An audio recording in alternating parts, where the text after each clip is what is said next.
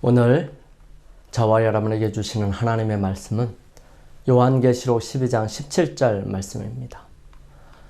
용이 여자에게 분노하여 돌아가서 그 여자의 남은 자손 곧 하나님의 계명을 지키며 예수의 증거를 가진 자들로 더불어 싸우려고 바다 모래 위에 섰더라. 하나님을 사랑하는 성도 여러분, 행복한 안식일입니다. 이 안식일을 통해서 하늘로부터 내려오는 은혜와 축복을 풍성히 받아서 하늘에서의 삶을 위한 준비가 이루어져서 적합한 성품을 이루어가게 되기를 주님의 이름으로 축원합니다. 이름이라고 하는 것은 참 중요합니다. 그 이름이 가지고 있는 고유의 의미가 담겨 있기 때문이고요. 그 의미가 영적으로 분명한 기준과 가치가 될 것이기 때문이지요. 오늘은 특별히 우리 교회의 공식 명칭을 함께 살펴보고요. 어떤 의미가 있는지를 살펴보는 시간을 갖겠습니다. 우리 교회의 이름은 제7일 안식일 예수 재림교회입니다. 영어로 하면 Seventh Day Adventist입니다. 제7일 안식일과 예수 그리스도의 재림이 교회의 핵심 기준이고 가치라는 사실입니다. 오늘 이 이름이 어떤 경우로 어떻게 채택되었는지를 함께 역사적으로 살펴보고요. 우리가 사용하는 교회의 로고와 그 의미들을 함께 살펴보는 귀한 시간 되기를 소망합니다. 교회의 명칭을 얻게 된 배경, 이후에 내가 돌아와서 다윗의 무너진 장막을 다시 지으며 또 그 퇴락한 것을 다시 지어 일으키리니 이는 그 남은 사람들과 내 이름으로 일컬음을 받는 모든 이방인들로 주를 찾게 하려 함이라 하셨으니 1844년까지 밀러를 중심으로 한 재림기별이 널리 전파되었지만 주장하던 날짜에 주님께서 오시지 않게 되자 많은 사람들이 실망하여 돌아서게 되죠. 하지만 하나님의 말씀에 대한 확신과 믿음이 있는 사람들은 무엇이 잘못되었고 무엇이 이해가 없어서 이런 일들이 있었는지를 생각하면서 성경을 더 연구하는 모임이 생기게 됩니다.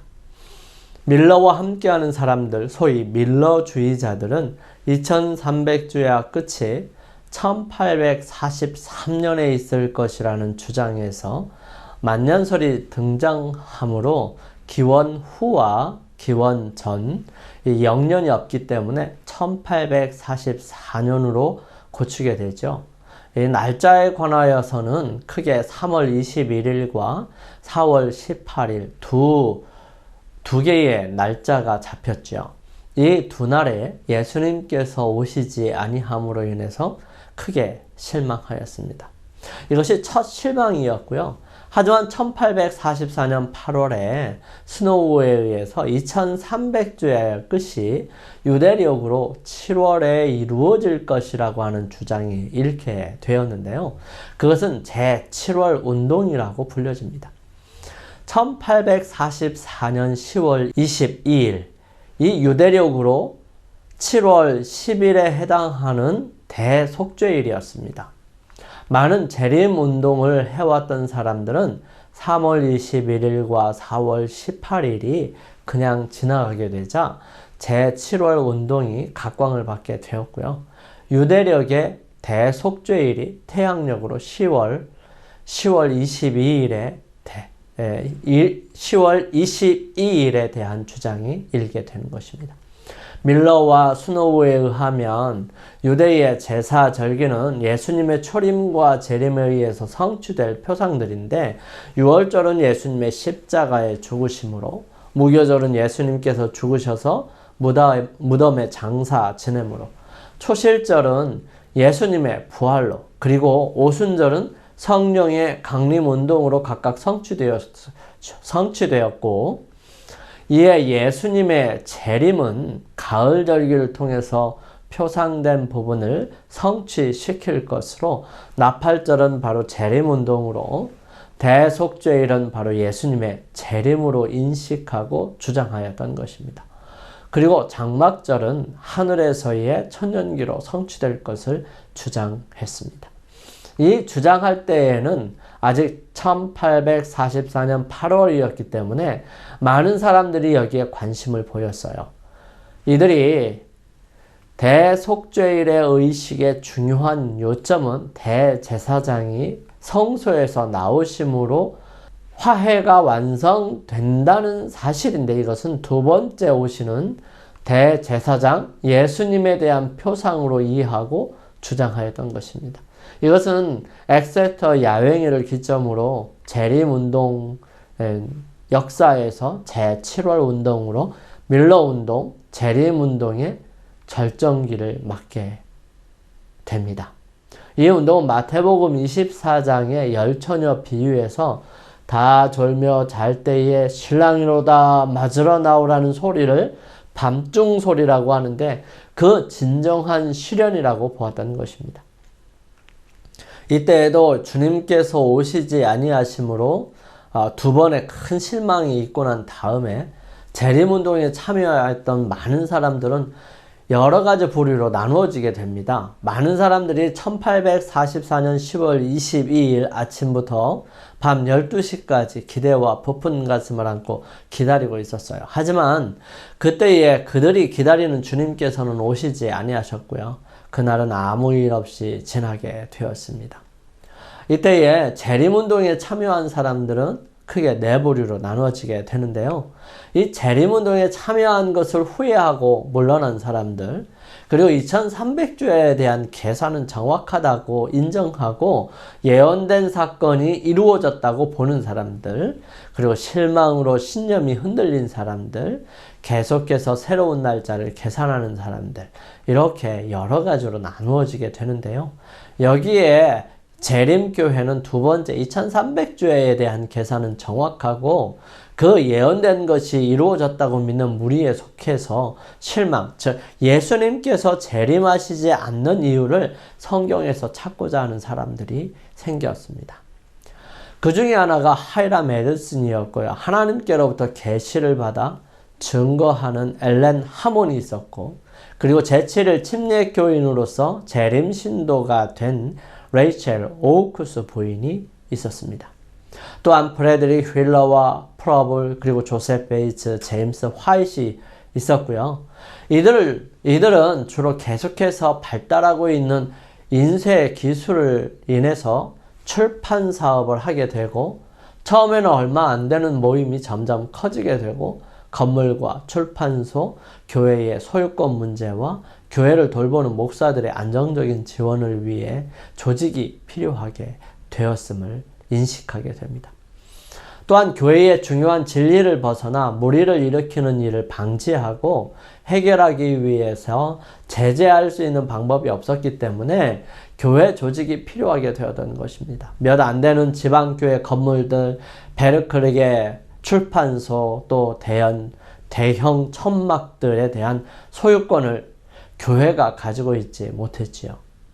1860년 신시내티에서는 교회에 불만을 품은 대지 주인이 교회를 식초 공장으로 전용해버린 상태가 발생하였기 때문에 제2의 식초 공장이 생기지 않으리라는 법이 없다면서 제임스 와이트는 경고하였습니다.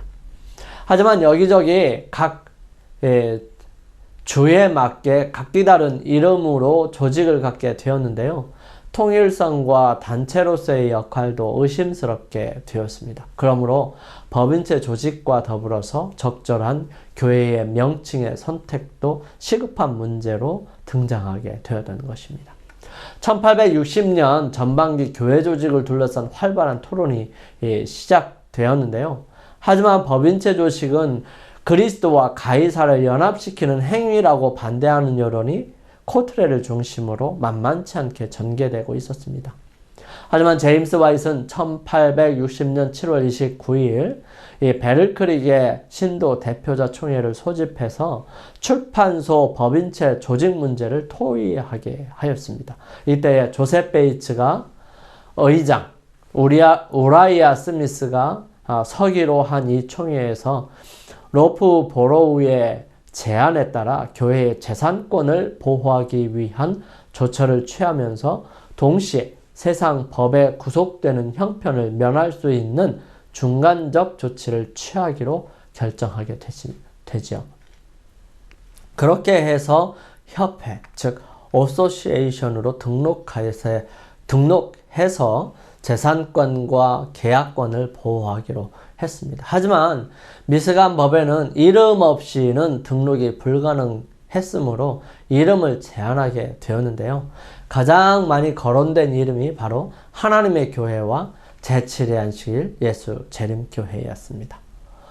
이 둘 중 회의를 통해서 제7일 안식일 예수 재림교회로 결정하게 됩니다. 이러한 이름을 갖게 된 이유 중에 하나는 재림 기별을 받은 이들이 안식일 진리까지 받아들이게 되었는데요. 재림 이전에 이루어질 성경적 원칙들의 회복과 성소신학 또 새천사의 기별이 그 중요한 교리로 또 생각하는 중심점으로 하나로 통일하게 되었던 것입니다. 이때의 매사추세츠 도체스터에서 열린 총회까지 그의 6번의 총회를 하면서 모임은 중요한 교리를 채택하고 또 합의하게 되었는데요. 그 내용은 다음과 같습니다. 신속하고 직접적이며 전복천년의 재림, 그리고 1844년에 시작된 그리스도의 하늘 성소봉사의 이중성, 제7일 안식일, 또 엘렌 화이트를 통한 하나님의 초자연적인 계시, 새천사의 기별을 선포해야 할 의무, 조건적 영혼 불멸과 의심 없는 수명 상태로서의 죽음, 7 재앙의 시기, 복천년 이후 악인들의 완전한 소멸, 이런 여러 가지의 교리들을 선택하고 조직을 하기에 이릅니다. 그러므로 1861년 10월 4일에서 6일까지 있는 베를크릭에서 모인 미시간주 신도 총회는 화이트, 그 다음에 로포브로우, 조셉 베이츠 등의 지도 아래서 제7일 안식일 예수 재림교회 미시간 합회를 조직하게 됩니다. 합회는 일정한 지역 내에 있는 교회들의 연합체의 성격을 가지고 있고요. 회장, 서기 외에 3명의 행정위원을 두기로 하고, 첫 행정위원은 베이츠, 서기로 우라이아 스미스, 행정위원으로 로포보로우, 코넬, 헐 3사람이 위촉되었습니다. 합회는 관할 지역 내에 있는 목사들에게 해마다 신임서를 발행하도록 했습니다. 그리고 그의 6개의 합회가 조직되게 되었죠. 교회가 조직되면서 최소 1명의 장로와 1명 이상의 집사를 선출해야 교회로 될 수 있었고요. 또 안수 목사가 없을 때에는 지방교회의 장로가 침례식과 성만찬 예식을 집전하도록 했습니다. 드디어 1864년 5월 20일부터 23일 미시간 합회와 5개의 합회 대표자들이 베를크릭에 모여서 대총회를 위한 헌법과 임원을 정하였고요. 초대 대총회장으로 존 바잉턴이 임기 2년으로 피선되었습니다. 우라이아 스미스가 서기, 워커는 회계, 제임스 화이트과 로포 보로우가 대총회장과 함께 3인의 행정위원회로 피임되었죠. 후에 위원을 조금 더 확대해서 제인 앤드루스와 출판사업의 개척자인 아바논이 초청되어서 추가되어서 행정위원이 총 5명이 되게 됩니다. 1864년 처음으로 제7의 안식일 예수 재림교회는 30명 미만의 목사와 3,500명의 교인들이 있는 작은 단체로 10년 동안 끌어온 토론 끝에 조직이 되었다는 것입니다. 그렇다면 우리 제7일 안식일 예수 재림교회의 두 가지의 큰 가치에 대해서 함께 살펴보도록 하겠습니다. 용이 여자에게 분노하여 돌아가서 그 여자의 남은 자손 곧 하나님의 계명을 지키며 예수의 증거를 가진 자들로 더불어 싸우려고 바다 모래 위에 섰더라. 제7일 안식일 예수 재림교회라는 이름에는 두 가지 큰 진리가 포함되어 있습니다. 하나는 제7일 안식일이고요. 두 번째는 예수 재림입니다. 제7일 안식일이 왜 그렇게 중요하게 생각되는가 하는 것입니다.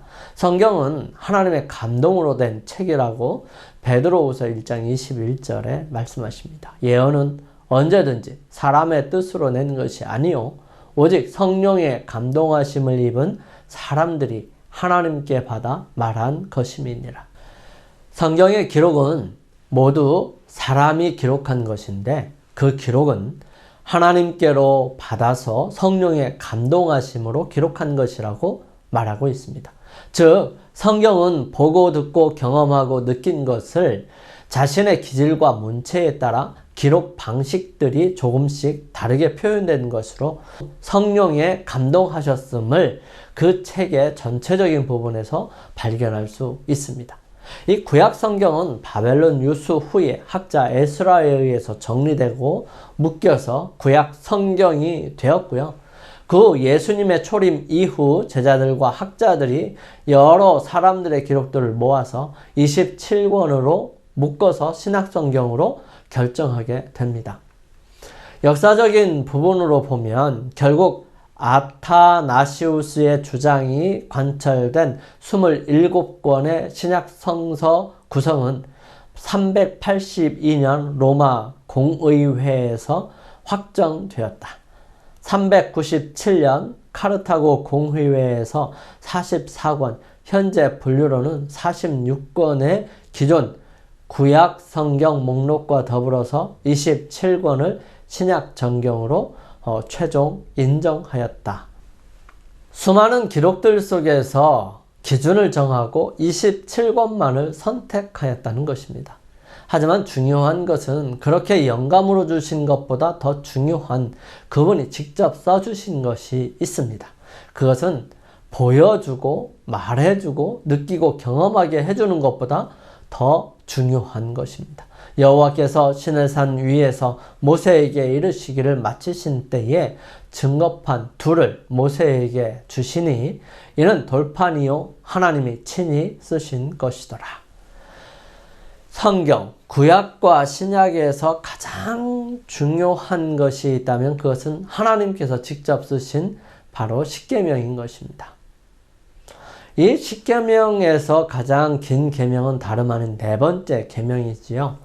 안식일을 기억하여 거룩히 지키라. 엿새 동안은 힘써 내 모든 일을 행할 것이나 제7일은 너희 하나님 여호와의 안식일인즉 너나 내 아들이나 내 딸이나 내 남종이나 내 여종이나 내 육축이나 내 문 안에 유하는 객이라도 아무 일도 하지 말라.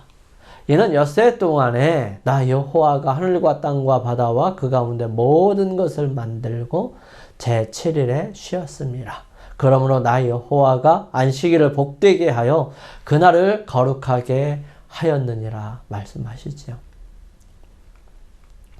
이 계명만이 하나님이 어떤 분이시고 그분의 영향력의 범위가 기록되어 있으며 그분의 이름이 정확하게 나와 있습니다. 그분은 하늘과 땅과 바다와 그 가운데 모든 것을 만드신 창조주 하나님이시라는 사실입니다. 그분의 이름은 여호와이시지요. 그분은 우리에게 명령하시고 그 여부를 보십니다. 그 명령은 안식일을 기억하여 거룩히 지키라. 아무 일도 하지 마라. 왜냐하면 내가 모든 것을 창조하고 그날에 쉬었고 그날을 복주었고 그날을 거룩하게 하였다 하십니다. 이 안식일은 하나님의 백성과의 언약에서 매우 중요한 부분으로 그들이 아무런 언약 관계에 들어가지 아니하였을지라도 그들에게 만나의 세 가지 기적을 통하여 그들에게 안식일에 대한 분명한 인식을 할 수 있도록 하셨습니다.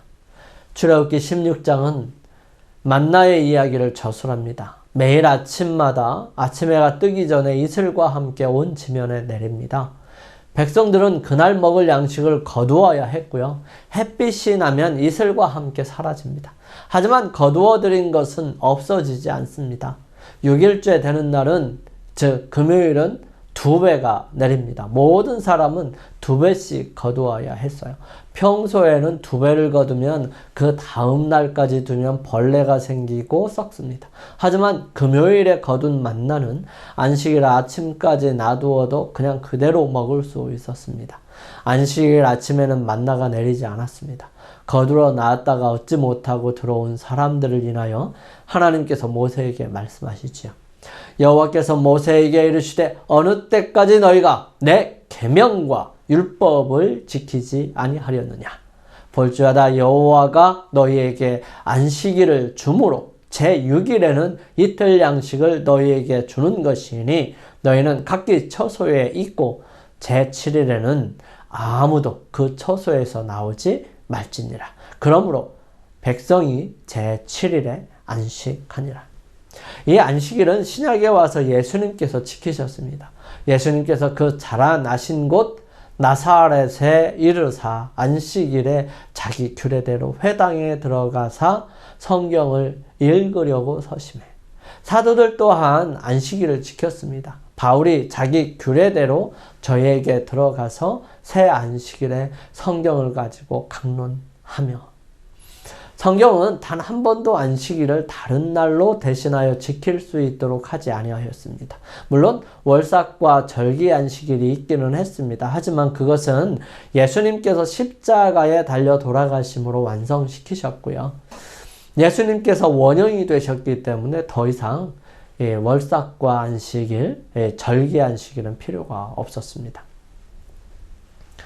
그것은 요일과 상관이 없이 지정되는 것이고요. 요일이 바꾸어질 수 있지만 전혀 안식일로 정하는 것이 문제가 되지 아니하였습니다. 그래서 어느 요일이든 절기가 딱 되면 그때는 안식일이 됐고요. 일주일 지키고 제8일째 되는 날 안식일로 지키는 것이 이 절기 안식일의 기본적인 룰이었습니다. 그것은 요일과 상관이 없었어요. 하지만 요일이 바뀌지 아니하고 제7일, 제7번째 되는 날, 이 날은 결코 변하지 않고 바뀌지 않습니다. 그것은 십계명에서 말하는 안식일을 기억하여 거룩히 지키라는 법이지요. 즉 요일과 상관없이 지정되는 절기 안식일과 월삭은 십계명에서 말하는 안식일이 아니라는 사실입니다. 두 번째, 재림운동으로 형성된 그들의 근원을 잃어버리지 않는 것입니다. 즉 예수님을 믿는 모든 사람들의 동기는 오직 예수 그리스도의 재림입니다. 이 세상에 사람으로 오신 하나님이신 바로 예수 그리스도를 만난 제자들은 그분과 늘 함께 있고 싶었습니다.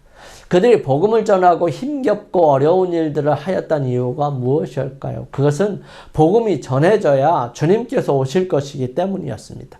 그분을 빨리 만나고 싶어서 세상에 주님께서 예수님이시고 그분은 모든 죄를 해결하신 유일한 분이시기 때문에 그분을 믿고 그 보혈을 의지하여 구원을 얻어서 영원한 생명을 얻을 수 있기에 다른 사람들에게 그 소식을 전하는 일에 자신의 전부를 걸었던 것입니다. 가서 너희를 위하여 처소를 예비하면 내가 다시 와서 너희를 내게로 영접하여 나 있는 곳에 너희도 있게 하리라. 내가 다시 오리라. 이 약속을 믿고 의지하는 것입니다. 그분은 천천만만의 천사들과 함께 오십니다. 주께서 호령과 천사장의 소리와 하나님의 나팔로 친히 하늘로 쫓아 강림하시리니 그리스도 안에서 죽은 자들이 먼저 일어나고, 요한계시록 맨 마지막 부분에는 이것들을 증거하신 이가 가라사대 내가 진실로 속히 오리라 하시거늘 아멘. 주 예수여 오시옵소서 말씀하십니다. 그러므로 재림을 기다렸던 그들의 마음속에 한결같은 소망은 바로 예수님께서 이 땅에 오시는 것이었습니다. 제7일 안식일에 진리와 예수 그리스도의 재림을 기다리는 사람들의 모임이 바로 제7일 안식일 예수 재림 교회이지요. 세 번째로 교단의 로고와 의미입니다. 이 전국 복음이 모든 민족에게 증거되기 위하여 온 세상에 전파되리니 그제야 끝이 오리라. 교단의 로고에 대한 이해가 필요한 것 같아서 이 시간에 좀 설명을 좀 드려봅니다. 이 재림교회 로고가 1997년도에 제작되었어요. 그리고 한국에는 2004년도에 와서 한국선교 100주년을 맞아서 이 CI 매뉴얼을 발간하게 되었습니다. 그리고 2017년도 이 대총회 춘계 연중 회의에서 보다 효율적으로 로고 사용을 위해 특별한 시안들을 결의하게 되었던 것입니다. 이 초록색으로 펼쳐진 성경, 이 맨 바름에 있죠. 바닥에, 밑바닥에 있는 그 성경은 심볼 형태로 바탕이 되고요. 우리의 믿음의 성서적인 기초를 나타냅니다. 활짝 펼쳐진 성경은 하나님의 말씀에 대한 전적인 수용을 나타내지요. 그리고 그 가운데 있는 십자가의 상징은 구원의 복음을 의미하는데요. 로고의 중심에 자리 잡고 있으며 우리의 믿음의 중심 주제인 그리스도의 희생을 강조합니다. 율법을 상징하는 성경과 성령을 상징하는 불꽃이 십자가에서 만난다는 사실 또한 아주 중요하지요. 그 다음에 이 지구를 감싸고 있는 이 불꽃, 이 암시적인 공간을 싸고 도는 이 세션으로 구성되었고요. 세 선으로 구성되었고요. 지구를 둘러싼 이 계시록 14장의 새 천사를 상징하고 있습니다. 온 세상에 복음을 전해야 할 우리의 사명을 나타내기도 하죠. 총체적인 형태는 이 성령을 표현하는 것입니다. 그리고 위로 곧게 뻗은 선, 이것은 우리의 믿음의 궁극적인 초점인 예수 그리스도의 재림시의 부활 승천을 나타내는 것입니다. 우리가 궁극적으로 하늘로 향한다는 사실입니다. 하늘을 향한 지속적인 행진을 상징하고 있죠. 우리는 미국에 있지만 한국어권이기 때문에 한국연합회 지침을 따르는 것이 필요하다고 봅니다. 한국연합회 교회 명칭, 간판, 로고 사용 지침을 마련했는데요. 첫 번째, 교회 공식 명칭을 어떻게 할 것인가? 교회 공식 명칭은 교단명 플러스 교회명으로 합니다. 예를 들어서 제7일 안식일, 예수 재림교, 포트리 교회 이렇게 한다는 것입니다. 교회명은 교회가 위치한 지역명을 사용하는 것을 원칙으로 합니다. 단 한 지역에 여러 교회가 소재할 경우에 지역명을 포함하여 교회가 위치한 세부적인 영명, 지역명, 즉 은, 동 등을 사용하기도 하죠. 즉 포트리 중앙교회, 포트리 서북교회, 포트리 동북교회 이런 식으로 사용할 수 있다는 것입니다. 제7, 그 숫자로 7자를 쓰거나 혹은 그 한자로 7자를 쓰는 일들이 없이 한글이면 한글로만 쓰는 것입니다. 약칙은 재림교 혹은 재림교회로 사용한다고 결정을 했어요. SDA라는 이 교회 명칭으로는 SDA는 교회 명칭으로는 사용하지 않는다라고 결정을 한 것입니다. 그래서 한국말로 재림교, 재림교회로 사용하는 것입니다. 지역교회에서 교회명과 관련된 결정을 할 때는 반드시 사전에 합회와 협의해서 합회는 이 지침에 의해서 지도해야 한다고 설명하고 있습니다. 또 전화번호부 등재할 때는 전화번호부에 교회 이름을 등재할 때는 재림교 포트리 교회로 하는 것입니다. 또 안내 간판 표기할 때는 교회 종합간판, 돌출간판, 지주간판 등에는 교회 공식 명칭은 제7일 안식일 예수 재림교회 포트리 교회를 사용하는 것을 원칙으로 합니다. 사용 공간이 협소할 경우에는 포트리 재림교회 이런 것으로 이렇게 표시할 수 있습니다. 또 SDA 포트리 교회는 사용하지 않습니다. 교단의 로고 사용명은 사용할 수 있는 교단의 로고는 다음과 같이 사용할 수 있습니다. 교단 로고는 영문 혹은 한글명과 함께 사용하되 이 교단 소속 기관들을 로고에 기관명을 사용할 수 있습니다. 또 공식 승인된 재림교회, 교단에서 직접 운영하는 기관, 교단에서 사역하는 교역자들의 공식적인 업무에만 사용할 수 있죠. 개인적인 사업장이나 개인 명함에는 사용할 수 없습니다. 재림성도의 묘비에는 사용할 수 있고요. 크기는 8x8cm 이내로 합니다. 로고 사용에 대한 세부 지침은 연합회의 한국연합회 교회 CI 매뉴얼을 참고하도록 하면 좋을 것 같습니다. 또 인터넷 홈페이지에는 공식 승인된 교회나 교단이 운영하는 기관의 홈페이지에만 사용할 수 있습니다. 또 개인이 운영하는 각종 홈페이지나 블로그, 카페에서는 사용할 수 없지요. 사랑하는 성도 여러분, 우리는 제7일 안식일 예수재림교회 포트리 교회입니다. 줄여서 포트리 재림교회이죠. 우리는 두 큰 기둥인 하나님의 계명과 예수님의 재림을 기억하는 귀한 교회입니다. 우리가 세상에 대한 분명한 사명은 하나님의 나라를 앞당기는 새천사의 복음을 온 세상에 전파하는 것이죠. 오늘의 보약한 점. 교회가 조직을 위해 이름을 정하게 되었는데 그 이유는 용이하고 효과적인 복음 전도를 위해 또 사유재산을 보호하고 복음을 위한 재정 마련 및 선교 지원을 위해서였다고 우리가 함께 살펴보았습니다. 교회의 명칭은 중요한 두 진리인 하나님의 계명과 그 충성을 나타내는 안식일, 우리의 궁극적인 소망인 예수 그리스도의 재림을 기다리는 성도들의 모임을 증거하는 것으로 채택되어 제7일 안식일 예수 재림교회라고 하게 되었습니다. 로고와 이름은 효과적인 홍보를 위해 규모 있고 통일된 규정들을 마련하였고요. 그대로 사용하는 것이 필요합니다. 우리 함께 이러한 교회의 한 일원으로서 새천사 기별을 전하는 여러분과 제가 되기를 간절히 소망하면서 우리의 마음속에 그러한 사람으로 살아가기로 결정하고 그 일을 위하여 함께 기도하는 시간 갖겠습니다.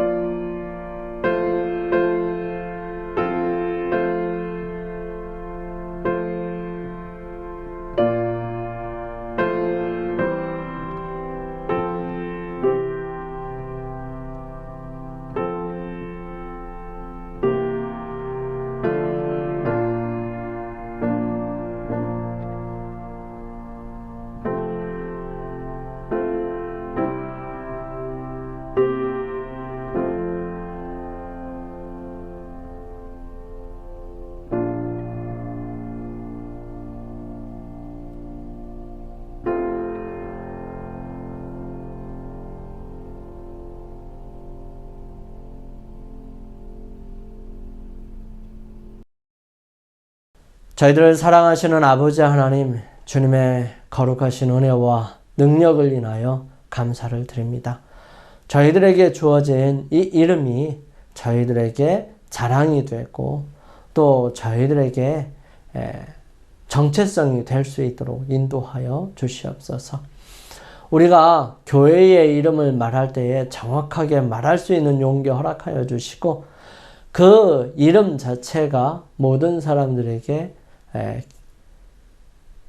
감동이 될 수 있도록 도와주시며 그들 스스로가 진리를 발견할 수 있는 기회를 얻게 하여 주시옵소서.